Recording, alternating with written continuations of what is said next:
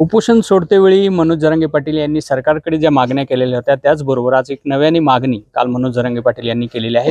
रक्ताच्या नातेसंबंधी सर्व नातेवाईकांना प्रमाणपत्र मिळावेत अशी तुमची लेखी मागणी होती, ती सरकारने मान्य केलेली होती।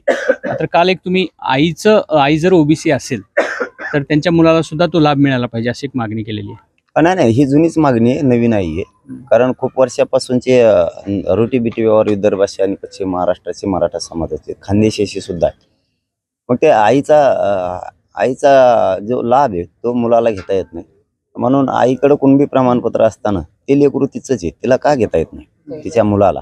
म्हणून ही खूप वर्षापूर्वीची मागणी आणि जुनीच मागणी आहे। त्यामुळे ही सरकारनं पूर्ण करायलाच पाहिजे।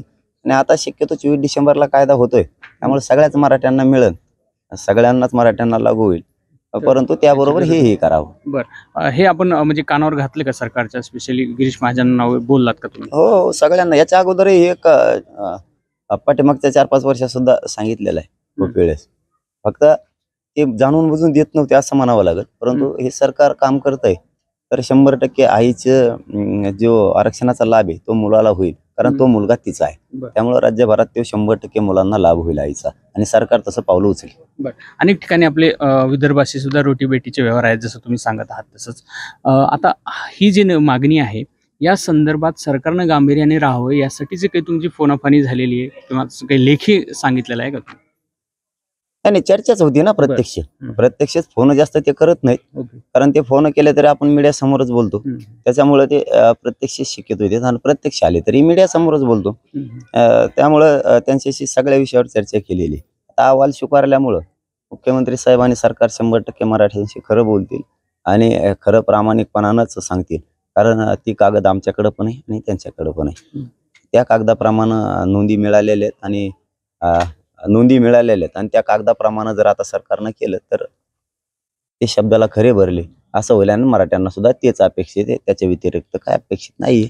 हे सगळं सकारात्मक होईल असं वाटतंय आता त्यांच्या प्रमाणे झालंय। त्यांनी सांगितलं होतं की नोंदी आणखीन जास्तीच्या लागतील, मग आता जर 72 लाख नोंदी सापडल्या तर त्यांच्या मनापेक्षा दुप्पट तिप्पट नोंदी सापडल्या, आणि अहवाल बनवण्यासाठी त्या खूपच झाल्या, आणि आधार घेण्यासाठी तर खूपच झाल्या त्यापेक्षाही।